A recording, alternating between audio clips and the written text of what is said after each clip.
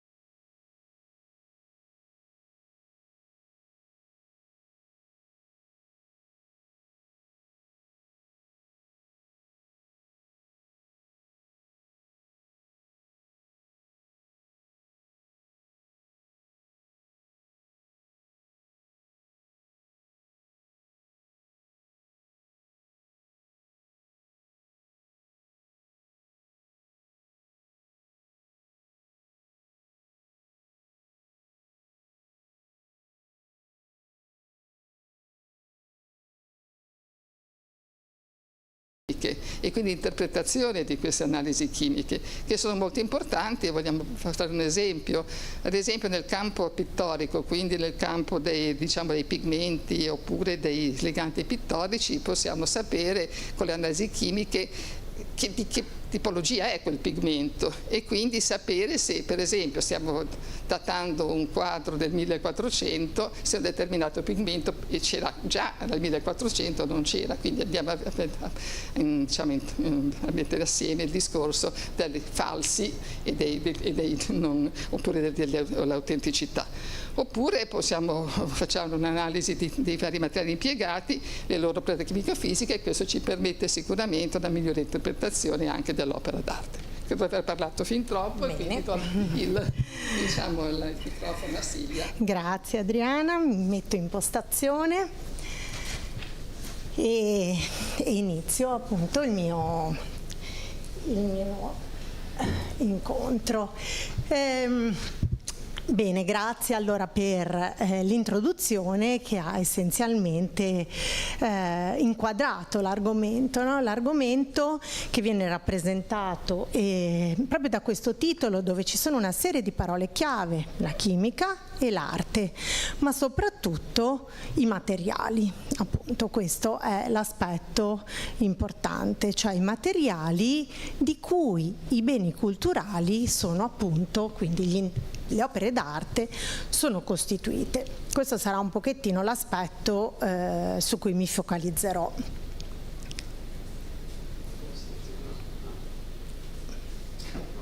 No. Hai fatto tu o ho fatto io? Ah, ok. Bene.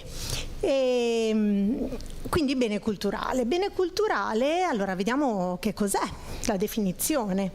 Cioè inizialmente ho riportato appunto delle definizioni che erano state pubblicate nell'ambito di un ministero che nel corso del tempo ha evoluto la sua definizione stessa, il suo nome. Inizialmente di beni culturali, 1964, si occupava il Ministero della Pubblica Istruzione, dove vedete oggetti di interesse storico, archeologico, artistico, ambientale, archivistico, librario. Questa definizione si evolve assume una valenza giuridica, quindi non solo l'opera d'arte con un significato estetico, il Ministero dei Beni Culturali e Ambientali, quindi queste opere vengono curate da un ministero che negli anni 70 assume nel suo nome proprio la definizione di bene culturale. In questa definizione, che si evolve ulteriormente, cominciano a essere considerati non soltanto gli oggetti materiali, ma anche dei beni immateriali. Quindi la parola materica. Vedete, io ho riportato 2 foto note, no? A noi care, dove vediamo che cosa? San Pietro a Porto Venere, che avete riconosciuto, il centro storico di Genova. Qui non abbiamo un unico oggetto, ma abbiamo un bene, possiamo ricondurre questa chiesa, dove ci saranno materiali lapidei, ha un contesto ambientale, cioè un bene inserito nel suo territorio, nel suo ambiente, che ne esalta la bellezza. Il centro storico di Genova sappiamo essere patrimonio dell'umanità, non il singolo oggetto d'arte, ma un contesto ben più ampio. E questo viene racchiuso all'interno del concetto di bene culturale. Beni culturali, che abbiamo detto il Ministero cura, un Ministero che adesso si chiama della Cultura, quindi il MIC, e con un sistema che ho rappresentato in questa slide e di cui appunto vi accenno. Quando è necessario considerare un bene culturale che è vincolato, che necessita di una conservazione, che necessita di un restauro, che necessita di essere tramandato al futuro, una serie di figure vengono messe in campo. È chiaro che sarà necessario una figura fondamentale che decide come operare su questo oggetto. Quindi quello che noi chiamiamo direttore dei lavori, che appunto fa parte delle soprintendenze che sono inquadrate all'interno del Ministero che cura i beni culturali. Quindi figura centrale, e vediamo che al di sopra di questo cerchio che include il direttore dei lavori è necessario un finanziatore, è necessario che nel momento in cui si interviene si intervenga con delle risorse che possono essere pubbliche, ministeriali, o provenire da privati, da sponsor, soprattutto quando l'oggetto è particolarmente prezioso e di impatto pubblico. Ma al di sotto della figura del direttore dei lavori ho inserito due altre maestranze che permettono così di ottenere un triangolo costituito appunto da vertici in cui, oltre al direttore dei lavori, abbiamo il restauratore, che è colui che mette le mani sull'opera, colui che opererà sull'opera d'arte, che può essere proveniente da scuole estremamente prestigiose, può essere un artigiano ben formato, e ci sono anche la figura del restauratore negli ultimi anni ha cambiato molto le sue caratteristiche, è passato dall'essere un artigiano a una figura invece professionale particolarmente preparata. E vediamo che nei vertici di questo triangolo vi è anche il tecnico, lo scienziato, chiamiamolo così, il chimico, il fisico, il biologo, il geologo, cioè una figura che negli ultimi anni, ma vuol dire negli ultimi 20 anni, 30 anni, non è una cosa recente questa, ha cominciato a affiancare il restauratore, il direttore dei lavori, per supportarlo nella conoscenza, per supportarli nella conoscenza dell'opera. E vi dico, ripeto, questa non è una novità. Da lì ci sono stati scienziati che hanno cominciato a lavorare in questo settore, corsi di laurea che si sono specializzati per formare figure e scienziati in questo settore, e quindi diciamo che questo aspetto multidisciplinare, perché parliamo di scienza chimica, scienza fisica, abbinata a qualche cosa che di artistico, che è sempre stato un po' nella cultura generale caratterizzato da un valore, da un aspetto più umanistico. Quindi la multidisciplinarietà in questo senso è una parola chiave. Bene, allora, detto questo, torniamo al nostro bene culturale. Il nostro bene culturale oggetto d'arte.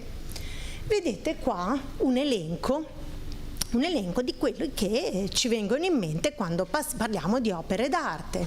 Un dipinto, quindi un dipinto che può essere un dipinto mobile, da distinguere dal dipinto immobile quando parliamo di affreschi. Un dipinto mobile, quindi una tavola, una tela, dove troviamo una serie di materiali, su alcuni dei quali ci focalizzeremo oggi.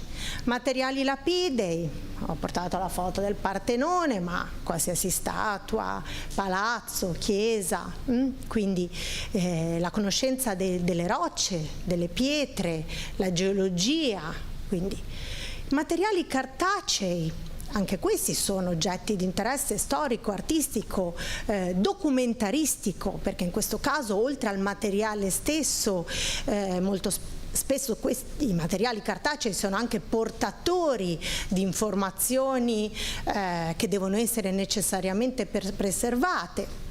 Vedete, materiali, la pietra carbonatica con la cellulosa, che cosa hanno in comune? Poco, ma la conoscenza del materiale in se stesso, di come questo cambia nel tempo, di come questo deve essere trattato, è un aspetto comune che il chimico, in qualche modo che si interfaccia in questo settore, deve conoscere. Materiali metallici, i bronzi, le statue, materiali lignei, quindi le problematiche che questi materiali possono avere, la statuaria, le casse processionali. Materiali vitrei, quindi le vetrate artistiche, oltre a vasellame di vario tipo, come possono essere i ceramici. Materiali tessili, anche i tessuti hanno un valore storico, artistico che deve essere tramandato. Un elenco di materiali di cui noi possiamo andare a vedere la composizione chimica e come questa composizione può variare nel tempo. Bene, quindi in realtà l'artista antico, l'artista che produceva l'opera d'arte, che produceva un'opera immaginando il soggetto, un soggetto di libera fantasia piuttosto che un soggetto imposto dalla tradizione iconografica, aveva molto spesso una sapiente conoscenza di come i materiali potevano comportarsi. E questo è molto interessante perché lo scienziato attuale nelle sue ricerche va spesso a studiare fonti antiche per comprendere il perché alcuni tipi di prodotti sono stati realizzati con alcuni pigmenti piuttosto che in altri, accoppiando alcuni pigmenti piuttosto che altri, proprio per questa consapevolezza che spesso gli artisti avevano nelle loro botteghe su come produrre il legante che asciugava più velocemente, che ingialliva meno, e quindi comunque una consapevolezza importante che è necessario andare a ritrovare nelle fonti antiche. Bene, ripetitiva forse questa slide, ma che aggiunge qualche cosa. Abbiamo detto che l'opera d'arte ha un valore artistico, estetico, è costituita da un materiale che lo scienziato va a considerare in particolare da due punti di vista. Il chimico può, attraverso la diagnostica, faremo accenno ad alcuni esempi in questo senso, riconoscere, analizzare il materiale, come diceva Adriana nell'introduzione, quindi tecniche analitiche che via via vengono sviluppate insieme ai fisici. I fisici lavorano in questo settore proprio nella messa a punto di tecniche d'analisi sempre più sofisticate in questo senso. Ma non solo, cioè il chimico che lavora sui beni culturali non è soltanto un chimico analitico, un diagnosta, ma anche per il consolidamento che magari venivano utilizzati in altri settori. Attualmente invece si cerca di mettere a punto dei prodotti che siano, e delle tecniche che siano finalizzate al restauro con la nuova concezione di restauro, nuova dal secolo scorso, da metà del secolo scorso, ma comunque nuova rispetto ai secoli passati. Perché il restauratore nei secoli passati era, vi dicevo, un artigiano, metteva del suo, era un artista bravo, ma non aveva la concezione appunto imposta dal restauro moderno, che si basa dagli anni 60 del secolo scorso, che si basa su dei capisaldi. Il restauro deve essere riconoscibile, il restauro moderno deve essere riconoscibile, dovrebbe essere reversibile. Non sempre questo è possibile, ma dovrebbe esserlo, dovrebbe essere sostenibile, non dovrebbe recare danno, ovviamente. Quindi una pulitura magari approssimativa potrebbe recare danno, una pulitura con tecniche controllate e con prodotti adatti dovrebbe garantire invece una sicurezza, perché la pulitura, potete immaginare, è certamente una procedura irreversibile. Come faccio a rimettere qualcosa che ho tolto? Quindi già viene meno quello che viene chiesto, no? Ma allora cerco di realizzarla in modo controllato, controllabile.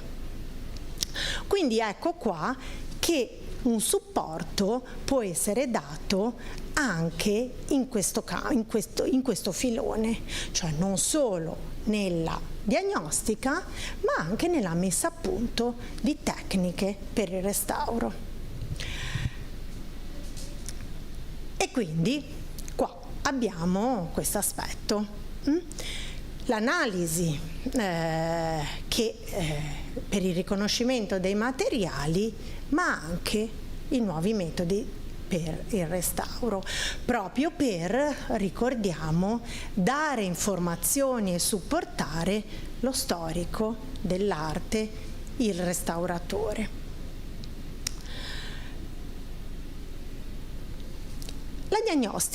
La diagnostica, bene, possiamo chiamarla analitica, ma diagnostica ha un significato un po' più completo, no? La diagnostica è un termine che viene utilizzato per la diagnostica medica, no? Faccio un'analisi e comunque ci sarà una persona esperta che che la interpreta, no? Talvolta ci affidiamo al bravo tecnico diagnosta, ma poi abbiamo piacere che lo specialista interpreti l'analisi. E con questa analisi cosa è possibile ottenere? Bene, i materiali di cui è costituita l'opera. A questo punto, da questa informazione, arrivare alla tecnica di esecuzione. Lo vedremo in seguito. Se noi in un dipinto riconosciamo che abbiamo un legante a tempera, abbiamo la presenza di un legante proteico, significherà che è stata realizzata una pittura a tempera. Se riconosciamo dei trigliceridi, quindi un olio, avremo appunto una tecnica d'olio, capiamo come è stata realizzata l'opera. In qualche modo possiamo dare delle informazioni sulla datazione, ma su questo appunto ho alcune slide successive perché è bene chiarire questo aspetto. E quindi, riconoscendo i materiali, possiamo dare informazione al restauratore sul miglior metodo per restaurare, per rimuovere strati degradati. Ed è interessante il fatto che se noi riconosciamo il materiale di partenza e il prodotto di degrado, possiamo anche comprendere qual è stato il fenomeno di degrado. Se noi otteniamo come risultato dei prodotti ossidati da un materiale iniziale, è molto probabile che i processi siano avvenuti a causa di l'ossigeno dell'aria, la luce, particolari condizioni ambientali che hanno portato proprio a questi processi degradativi. Quindi anche questo è interessante.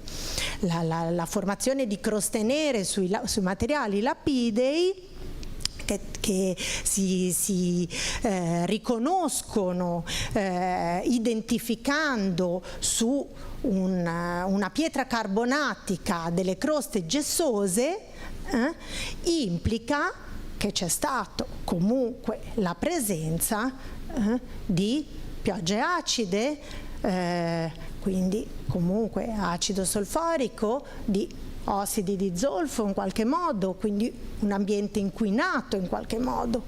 Quindi la consapevolezza del meccanismo del degrado riconoscendone il prodotto. La diagnostica, come suo atto, dovrebbe anche monitorare come l'opera si comporta nel tempo, anche dopo un intervento di restauro. No? Ritornando un po' all'esempio medico, dopo che abbiamo riconosciuto il problema, siamo intervenuti, magari conviene un controllo continuo per identificare se l'intervento conservativo si è mantenuto. E quindi questo. Allora, fra la lista di opere, di oggetti di cui abbiamo accennato, focalizziamoci oggi, non possiamo certo parlare di tutto, focalizziamoci sui dipinti, di cui voi vedete in questa slide una sezione non del dipinto, ma del sostrato pittorico, di quello che vi è al di sopra del supporto, un supporto mobile, una tela, una tavola, e questo potrebbe essere appunto gli strati che si susseguono al di sopra della tela e della tavola. Bene, la preparazione, prima di tutto, cioè una tela e una tavola deve essere preparata, e infatti questo strato anche è un po' in scala questa sezione, perché la preparazione molto spesso ha un suo spessore di qualche micron, e e serve proprio per preparare allo strato successivo, che è quello più importante, costituito dal pigmento e dal legante. Immaginate di dipingere su una tavola tal quale, su un pezzo di legno o su un tessuto. Su un tessuto vedremo la trama, vedremo l'ordito, sulla tavola vedremo i nodi del legno. La preparazione serve proprio per evitare che questi aspetti, questi aspetti traspaiano dallo strato pittorico. E su questa preparazione poi spesso vengono riportati proprio i disegni preparatori, no? Quindi l'artista si prepara lui stesso sulla preparazione a dipingere. E anche la preparazione, il riconoscimento della preparazione può essere interessante. In Italia spesso veniva usato il gesso con la colla animale, le tipiche preparazioni fiamminghe erano invece, rispetto al gesso si usava il carbonato di calcio invece che il solfato. Un lavoro fatto anni fa su dipinti di Bernardo Strozzi, quindi una serie di analisi che avevamo compiuto su opere di Bernardo Strozzi, aveva permesso di riconoscere una preparazione caratteristica, una sorta di modus operandi, usava sempre la stessa preparazione, quindi una preparazione più scura, insieme al bianco aggiungeva delle terre che rendevano più calde questo strato sottostante.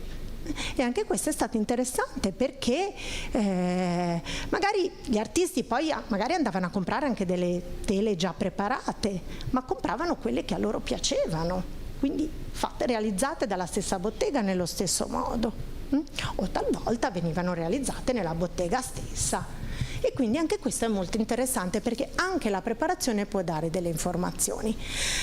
Passiamo alla vernice, saltiamo un attimo lo strato pittorico perché ci dedichiamo più lungamente dopo. La vernice, strato fondamentale, con una doppia funzione. La prima più ovvia, proteggere, la vernice protegge, ma una funzione importantissima è l'aspetto estetico. La vernice appiana la superficie, fa in modo che la luce non diffonda ma rifletta, cioè aumenta la componente riflessa rispetto a quella diffusa, il che implica che l'opera risulta a noi con colori più forti e con questo aspetto più lucido che mette in evidenza comunque l'opera nel suo insieme. Quindi una funzione estetica, no? Di interazione con la luce, e poi una funzione protettiva, è un po' lo strato sacrificale. Quando si arriva al restauro la prima cosa che si fa, si sostituisce la vernice perché è quella che ha inglobato il pulviscolo atmosferico, che si è degradata più facilmente, esposta all'esterno, e protegge quindi lo strato pittorico. Vernici ne esistono di naturali, sono state usate in passato, attualmente molto spesso vengono usate vernici sintetiche o anche le naturali, dipende appunto dalla resa e da quanto si desidera, da quello che si desidera ottenere.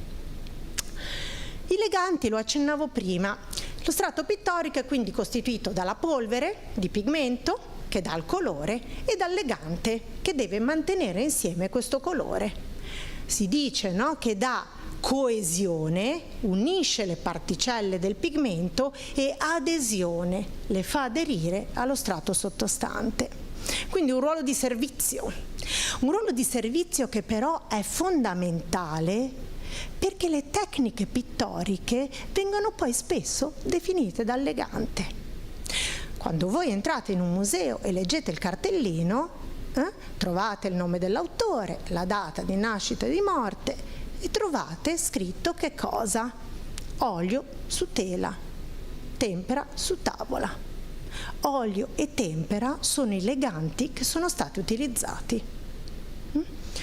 Quindi i leganti più utilizzati, appunto, le tempere, natura proteica, quindi uovo, caseina, caseinati, colli animali, sono proteine, dispersioni proteiche disperse appunto in acqua. Queste seccano, asciugano per evaporazione dell'acqua. Abbiamo già delle lunghe catene macromolecolari che sono appunto le proteine costituite da sequenze di amminoacidi, sono disperse in una base acquosa, l'acqua evapora e il film si crea sulla superficie inglobando il pigmento. Gli oli, la pittura d'olio usata largamente nel passato ha sostituito la tempera perché dava poi prestazioni migliori legate soprattutto all'elasticità, in particolare quando la tela ha sostituito la tavola, l'olio ha sostituito la tempera più o meno, passando attraverso una tempera grassa, quindi un materiale costituito da proteine e oli mescolati. L'olio ha delle caratteristiche di elasticità sicuramente migliori e quindi poi si è introdotto ed è rimasto tutt'oggi. Artisti moderni continuano comunque a dipingere ad olio. L'olio, per essere usato in pittura, deve avere opportune caratteristiche chimiche. L'olio costituito da trigliceridi che nella loro struttura devono presentare acidi grassi insaturi, devono essere presenti nella molecola dei doppi legami carbonio-carbonio, perché solo in quel caso si avrà la possibilità di seccare e formare il film. L'olio di lino secca. Nelle stesse condizioni l'olio d'oliva irrancidisce. L'irrancidimento è un termine tecnico, un termine scientifico, cioè avvengono dei processi di degrado che portano alla formazione di molecole piccole, ma non del film tridimensionale che si viene a creare quando l'olio fortemente insaturo, il trigliceride fortemente insaturo, è presente. Quindi questi acidi grassi nell'olio di lino saranno l'acido oleico, ma soprattutto il linoleico e il linolenico, che sono acidi grassi con più insaturazioni, con più legami carbonio-carbonio. Ecco lì la conoscenza del materiale.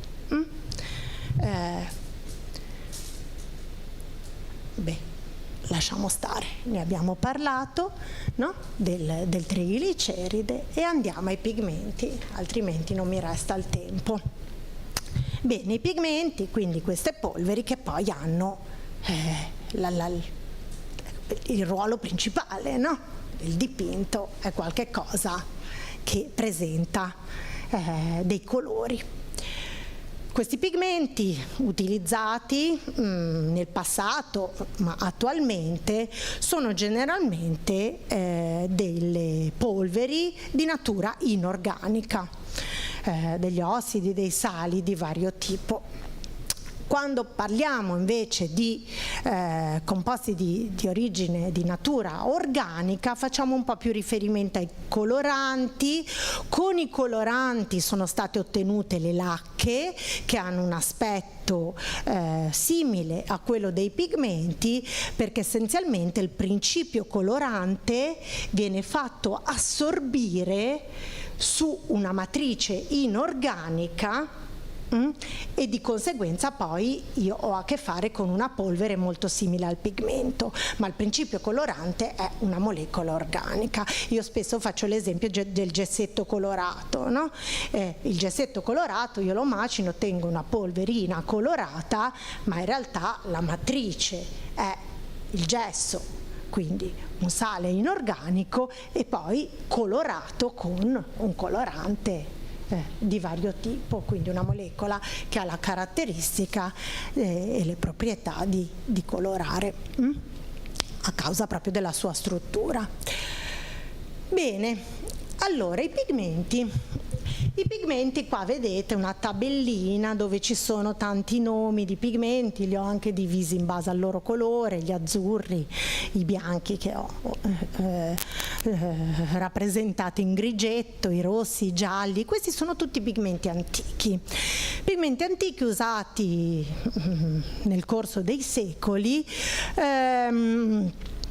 che dagli artisti in modo diverso, a secondo del loro gusto, a secondo del loro prezzo, perché anche l'artista dipendeva dalla committenza, no? Una committenza più ricca, più preziosa, aveva la possibilità di dare all'artista materiali più pregiati.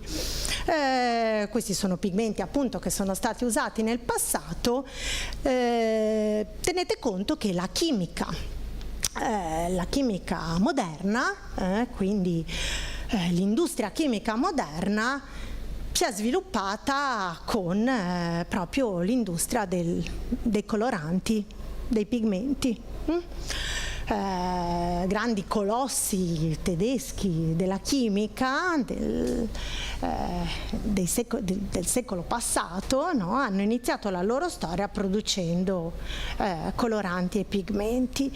Da lì sul mercato sono stati messi anche composti nuovi che si sono sviluppati, che si sono appunto diffusi e sono stati utilizzati nell'arte.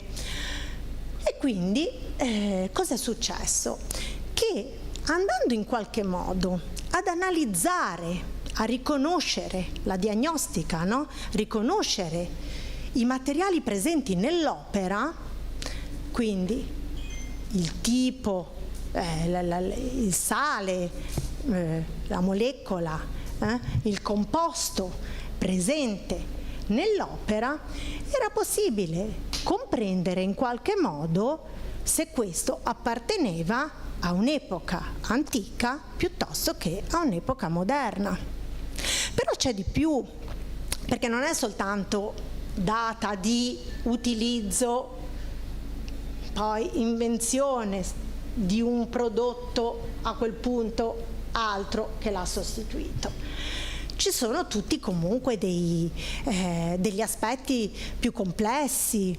Alcuni pigmenti venivano prodotti in una data area geografica e poi trasportati grazie ai commerci.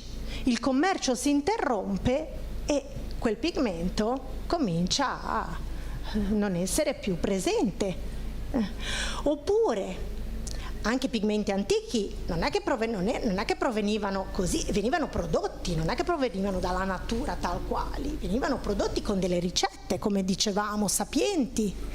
Magari la ricetta si è persa e quindi il pigmento scompare. Viene prodotto qualcosa di più economico che dava una resa e allora sostituzione. Quindi il riconoscimento del pigmento può dare informazioni sì di tipo cronologico, ma in qualche modo anche un'informazione completa agli studiosi che su quella base possono trarre considerazioni importanti, come vi dicevo, sul commercio piuttosto che su scelte stilistiche ed estetiche.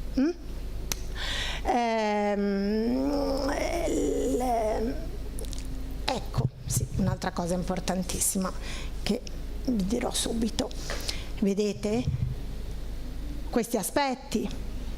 Una cava che si esaurisce, flussi commerciali interrotti, la tossicità, si decide di abbandonare un pigmento perché è tossico, l'orpimento, il costo. Ci si accorge che questo si degrada particolarmente e quindi si abbandona. Quindi l'utilizzo del pigmento per dare informazioni, anche di tipo cronologico, proprio per il discorso che dicevamo. Ci sono alcuni pigmenti che hanno una data di abbandono, altri che hanno una data di introduzione. E quindi, però, non basiamoci solo su questo per dire il vero o il falso. Cioè, un pigmento io potrei andare in colorificio oggi e comprare un pigmento antico e produrre un falso con un pigmento antico comprato al giorno d'oggi. Quindi comunque questo aspetto è indicativo, ma è comunque importante una visione un po' complessiva, ecco, non è soltanto appunto il chimico, vado dal chimico, chiedo la datazione di questo dipinto, la sfera di cristallo e mi dice di quell'anno. No, assolutamente no, è proprio un lavoro di cooperazione per ottenere il più informazioni possibili dall'opera, e questo è quello che mi premeva assolutamente sottolineare. Ecco, scritto sotto proprio un esempio: le terre sono un'eccezione. Allora, le terre, l'ocra rossa era usata nei dipinti rupestri, e voi dipingete e vi potete andare a comprare l'ocra rossa e ha la stessa composizione, un ossido di ferro che è quello, d'accordo? Quindi anche questo è molto interessante, perché anche, per esempio, se io voglio avere delle informazioni di tipo cronologico, magari vado a condurre delle analisi, vado a fare un piccolo prelievo su un colore che mi possa dare delle informazioni. Un bianco, un blu possono essere più significativi. Scorriamo brevemente alcuni esempi. Il blu, per esempio, il blu egizio, un pigmento antico che ad un certo punto scompare, non viene più utilizzato. L'esempio che vi facevo, forse si perde la ricetta per produrlo, anzi in alcuni casi è stato ritrovato, ma forse era un pigmento riciclato, cioè pare che venisse grattato e riutilizzato in altre opere. E quindi anche questo. I lapislazzuli sono stati usati, un pigmento bellissimo, bellissimo, preziosissimo, ma poi sostituito proprio per il suo costo, ad esempio dall'azzurrite, ma poi ancora di più dall'oltremare artificiale. Ha la stessa composizione chimica del lapislazzuli, ma è prodotto in laboratorio. È difficile da distinguere. Qualcuno dice che si possono guardare i grani, il pigmento sintetizzato presenta delle particelle tutte uguali, quello macinato dal lapislazzulo invece non è semplice.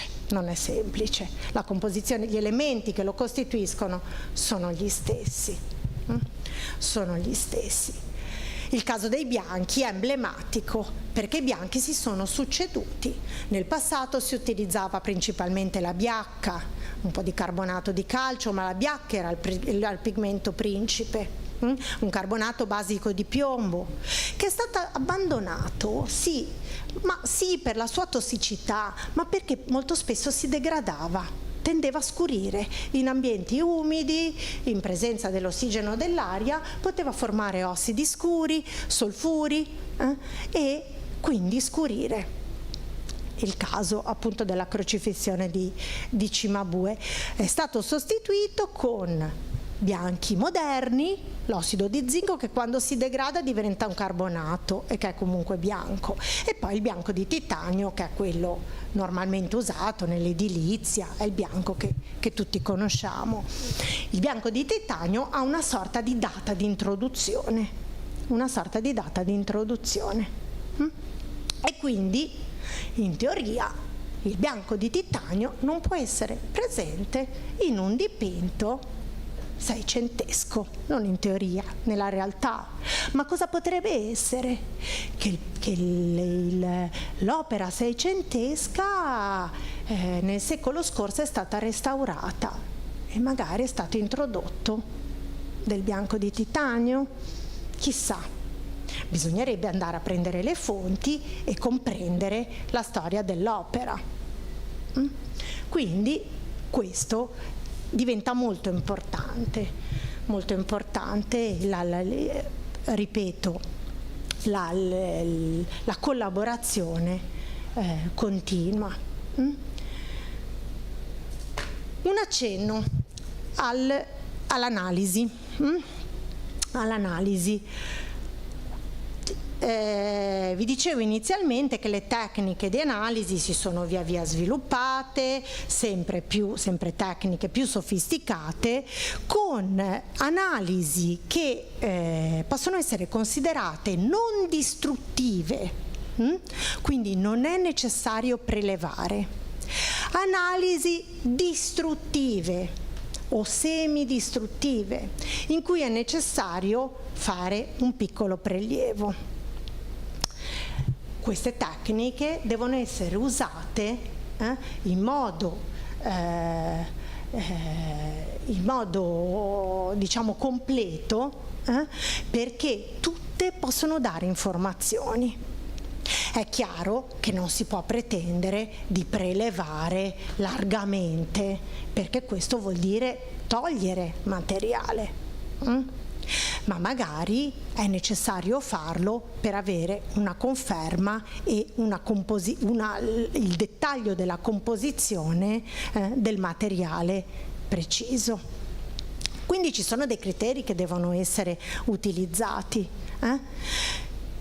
Scegliere le analisi in modo conseguenziale, prima quelle non distruttive, poi quelle che non distruggono il campione. Ad esempio, se io prelevo e guardo il campione sotto al microscopio, quel campione lo posso usare per un'altra tecnica.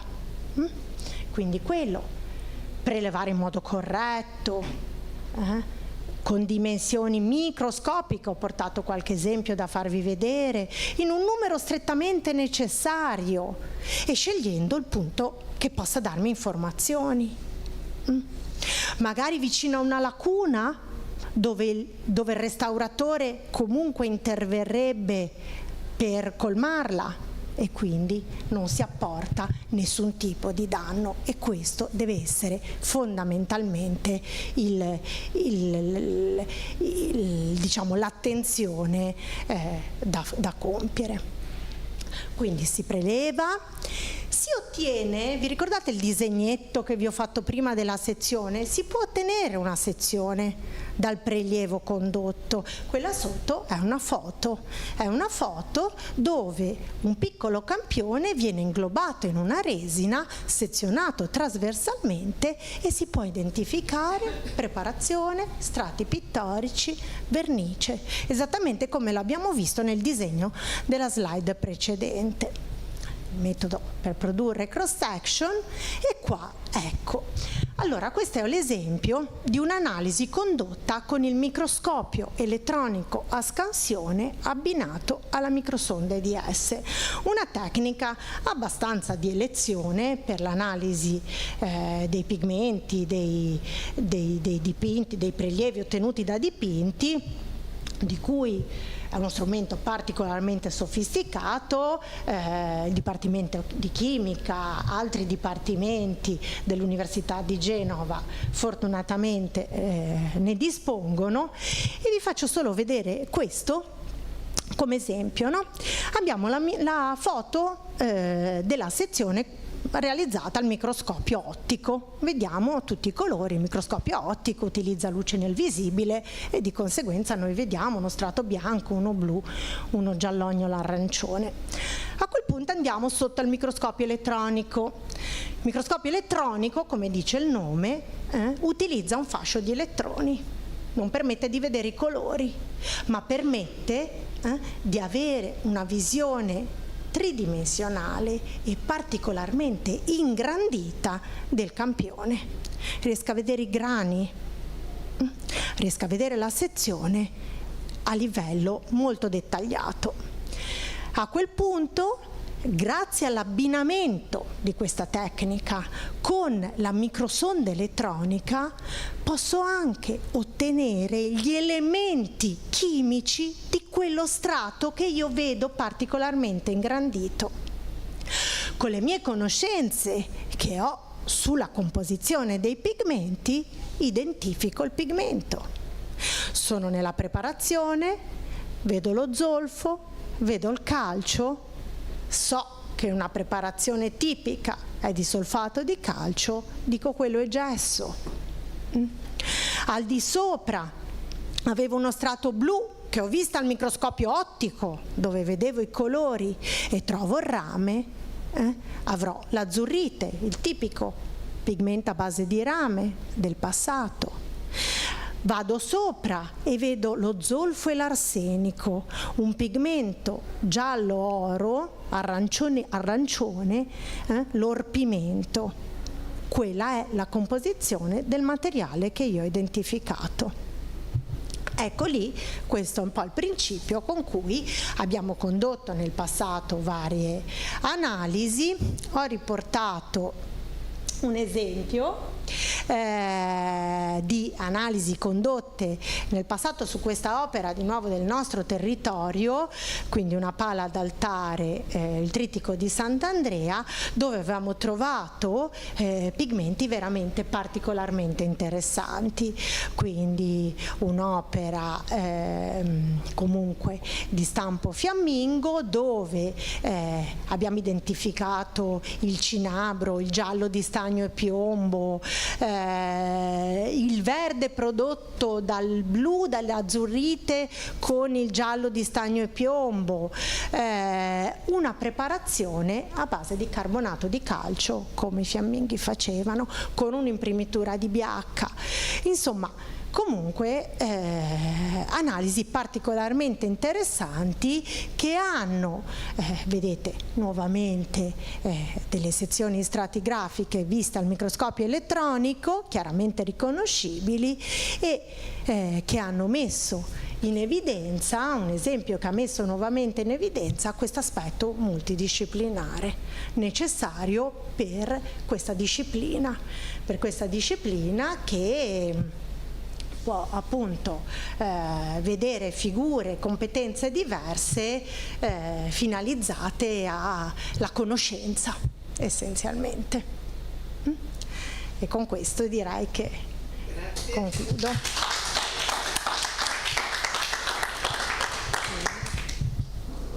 Ci ha fatto fare un po' un percorso nell'arte e quanto la chimica può essere importante, lo dico perché sono chimico, quindi va bene dirlo. Allora, qualche domanda? Avete qualche curiosità? Io ho portato anche. Ci fa vedere qualcosa? Allora, faccio vedere una cosa, non è particolarmente, è un campione che è didattico, perché è un campione prelevato da una polena.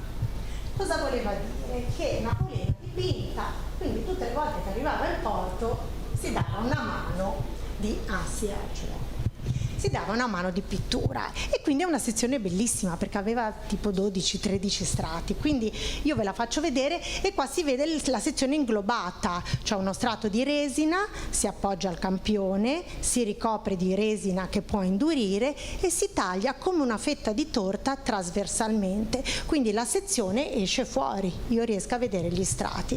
Ho portato anche una lente di ingrandimento, così vi passo la lente e la polena che potete dare un'occhiata. Dov'è? È qua. Sì, ok, è interessato alla polena e alla lente. E poi vorrei farvi vedere le dimensioni dei campioni prelevati. Allora, sono dei pulviscoli e vengono fatti ovviamente da mani esperte, dai restauratori. Non è generalmente il chimico che preleva, ma il restauratore, dopo che il direttore dei lavori ha garantito la possibilità di procedere, e quindi anche questo ci tengo. Va bene, allora torniamo alle domande. Sì, prego. Solo una considerazione, se posso. No, volevo ringraziare Silvia perché ha sottolineato un aspetto che forse un po' nell'opinione pubblica sfugge, cioè la diagnostica che è utile allo storico dell'arte e non solo, come normalmente credo si pensi, al restauratore. Gli storici dell'arte italiani sono ancora un po' restii a dialogare con i chimici, ma le informazioni che vengono da questa analisi per noi storici dell'arte sono molto importanti. Chiaro che devono essere poi valutate insieme a tutta un'altra serie di considerazioni, ma davvero la diagnostica è molto utile anche all'interno degli studi umanistici, non solo per intervenire a livello di restauro. Per cui mi ha fatto piacere questo taglio che tu hai dato. E appunto sottolineare appunto non l'aspetto, il falso, il vero, ma proprio un insieme di informazioni. Stiamo ristudiando, adesso poi ne parliamo, il trittico fiammingo proprio in questi giorni, per cui poi dopo parliamo. Molto bene, molto bene. Grazie. Fate dare la... Grazie, collegandomi con quanto detto da Lilla Galassi, se ci sono dei casi che dimostrano come certe analisi chimiche, insieme certamente con lo storico dell'arte, possano avere, non dico ribaltato, ma modificato certe attribuzioni? Bella domanda. Dunque, l'aspetto attribuzione è un aspetto... Ho detto insieme con lo storico dell'arte. Esatto, infatti, da cui io mi sono sempre tenuta molto lontana, perché poi lì subentrano aspetti economici che sono lontani, no, dalla conoscenza. Sicuramente lo storico dell'arte in alcune situazioni ha dovuto tenere conto dell'analisi pura Ho un bellissimo esempio. Scusate, mi inserisco perché davvero, allora, io studiando questo pittore fiammingo, Jan Masseis, come San Stella ha pubblicato, allora lui a un certo punto va in esilio e sta in esilio dal 1544 al 1555, non si sa dove, forse anche in Italia. Nelle sue opere dopo l'esilio abbiamo trovato l'uso dell'orpimento. Allora, l'orpimento a quella data nelle Fiandre non era ancora usato, mentre era molto usato per esempio dai pittori veneti. Ecco, questo è un caso che direi dimostra che il fatto che lui sia davvero venuto in Italia, perché si mette a usare un pigmento prima di Rembrandt, Vermeer, poi nel 600 sarà usato, ma a quella data nelle Fiandre non era usato. Allora, non ha proprio ribaltato l'attribuzione, però ha fatto comprendere. Quel discorso che tu dicevi che certi pigmenti entrano in un certo momento nell'uso, poi scompaiono, questo è molto importante per lo storico dell'arte. Quello sì, e quello che probabilmente quando è stato riconosciuto l'orpimento, se è stato riconosciuto zolfo e arsenico, era quello, non poteva essere altro. Non poteva essere altro, quindi ecco. C'è un'altra domanda? Sì, molto specifica, della cosiddetta Sacra Sindone, di cui si è parlato per decenni e decenni. Qual è stato il contributo dei chimici negli ultimi anni? Perché la datazione è stata messa in discussione. Ma sì, perché comunque pensiamo a che materiali sono. Cioè, sono materiali tessili di cui noi cosa possiamo individuare? Possiamo individuare se la tela è più o meno degradata, il grado di polimerizzazione del tessuto cellulosico. Questo si fa anche per le tele. Per le tele di supporto si può individuare il grado di polimerizzazione della cellulosa, ma per decidere se sostituirlo o meno. Se mi accorgo che ho una tela particolarmente degradata, allora supporto il restauratore e gli dico: guarda, questo materiale non sta insieme perché ho non più un polimero ma ho degli oligomeri e quindi non starà insieme, e questo ha senso. Ma a quel punto dire se a seconda del tipo di degrado è di una data epoca, dipende da come sarà stato conservato, da come sarà stato, cioè è difficile secondo me dare una datazione. Poi ci sono chimici che si sono espressi e quindi avranno avuto le loro basi, ma di per sé, se io penso al materiale cellulosico, cosa può succedere a quel materiale? Si può rompere, si può ossidare nei gruppi OH, cosa gli può succedere? Però la trama del tessuto può essere datata. Sì, per come è stata prodotta, Sì, esatto. Quindi lì diventa, però allora non è più la composizione chimica. No, certo. Se il chimico deve andare a vedere di che cosa è fatta una tela, può riconoscerle. Per esempio i tessuti vengono riconosciuti con la microscopia. Sì. Io riesco a distinguere, vabbè, magari anche dal tatto, mi accorgo se ho lana o cotone, però la lana ha una certa morfologia, il cotone ha dei nastri, è fatta come se fosse a nastri, riesco a distinguere la canapa dal lino, perché appunto sono fatti come se fossero dei bambù, ma con una diversa distribuzione dei nodi, quindi benissimo, questo sì. Ma poi subentrano degli aspetti quasi etici, non lo so, o commerciali, non lo so. Grazie. C'è qualche altra domanda? Franceschi?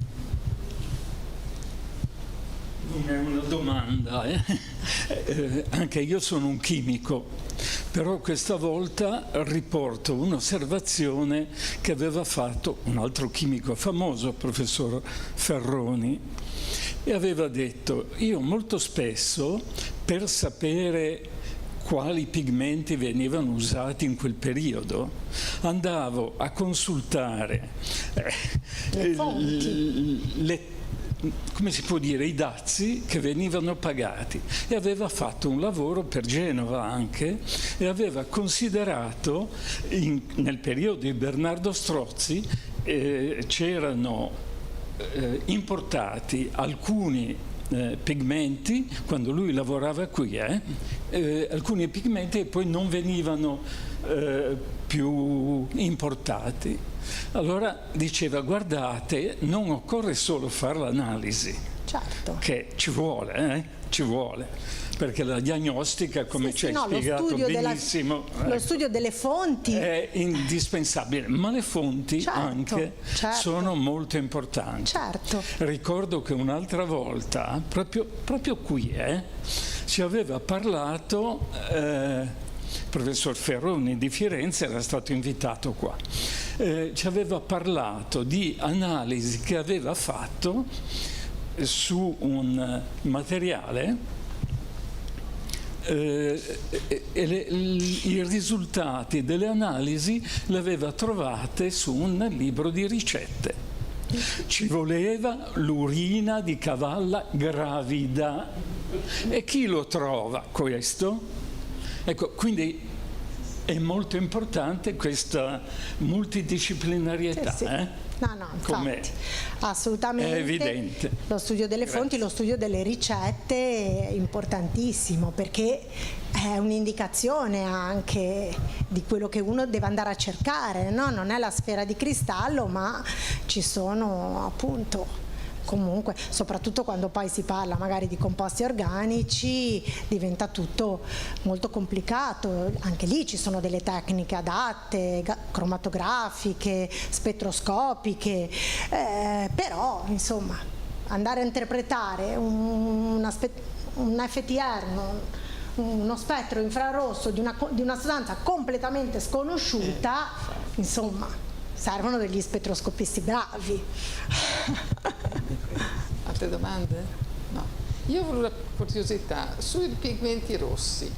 I rossi erano ocre una volta, ossidi di ferro, eccetera. Poi successivamente, per esempio il rosso pompeiano, che tipo di pigmento è? Il rosso pompeiano direi che è sempre una terra. È un'ocra? Sempre un'ocra? Sì, è sempre una terra.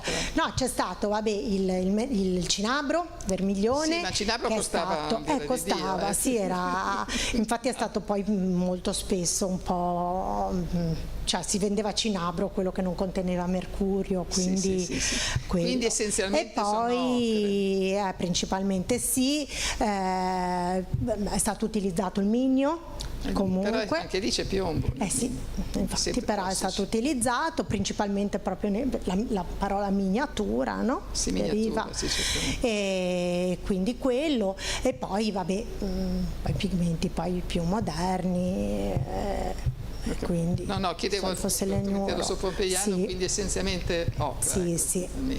Ma quindi noi adesso vediamo queste stanze dipinte in questo rosso scuro, che però hanno subito un forte riscaldamento quando è avvenuto, diciamo, l'effetto piroclastico del vulcano, e quindi sicuramente ha modificato l'ocra, perché l'ocra si modifica dal rosso al giallo, prima è gialla poi diventa rossa. Quindi sì, ci sono ocre gialle e ocre rosse, no? Lemonite piuttosto che ematite, dipende dal grado di idratazione. Sì, però anche del grado di idratazione, che sarà legato al riscaldamento. Quindi mi stavo chiedendo se questi colori così rossi che vediamo magari poi provenivano dal fatto dell'effetto piroclastico del potrebbe anche essere. Per esempio nei rossi moderni ci sono solfuri di cadmio e solfoseleniuri di cadmio. Tossici anche. A seconda, comunque ci sono. E c'erano. A seconda del grado di selenio si passava dal giallo al rosso, passando attraverso gli aranci. Sì, beh, la chimica dei colori, diciamo che è una chimica molto, insomma. Piace in genere. Capire se è una committenza disposta a sborsare una somma consistente. Sì. Mi viene in mente, lei ha parlato, non so del mestiere, non avrà già capito. Quando si usa il blu, evidentemente finché non si arriva alla chimica ottocentesca è lapislazzulo. No, azzurrite anche, che era molto più economica, ma poi c'erano delle strategie. L'azzurrite si utilizzava nel cielo, quindi ampia campitura, e il velo della Madonna, magari un pochettino più limitato, veniva invece utilizzato lapislazzuli, perché comunque era più bello. Talvolta venivano sovrapposti un velo di azzurrite, uno strato di azzurrite e poi un velo di lapislazzuli che dava quell'effetto. Sì. Fra i pigmenti blu azzurri c'era per esempio lo smaltino, che era un vetro a base di cobalto macinato, che dava un effetto luminoso e quindi veniva utilizzato. Quindi insomma, erano artisti. Sì, mi viene in mente questo perché nel 1728 il Vinzoni chiede a Tavella di eseguire un dipinto, il committente Ombrignole Sale, e gli dà una precisa indicazione di come vuole che questo dipinto venga usato, e specifica che deve usare l'azzurro d'oltremare. E quindi lapislazzulo. Sì. E allora questo mi ha fatto venire, sulla base di ciò che dice lei, anche la possibilità di comprendere il costo di un'opera, sia che sia un'opera su tavola, sia che sia e quindi comprendere il tipo di committenza. Certo. E se uno è fortunato, proprio quello che dicevamo, e anche la fonte viene confortato, perché le analisi sono confortate dalla fonte, e lo storico può essere confortato dall'analisi, no? Cioè, questo è proprio veramente importante. Bene. Io direi che possiamo ringraziare a questo punto Silvia, e vi devo dire la conferenza della prossima settimana, lunedì 22 settembre, abbiamo Giuliano Doria, che è il conservatore responsabile del Museo di Storia Naturale.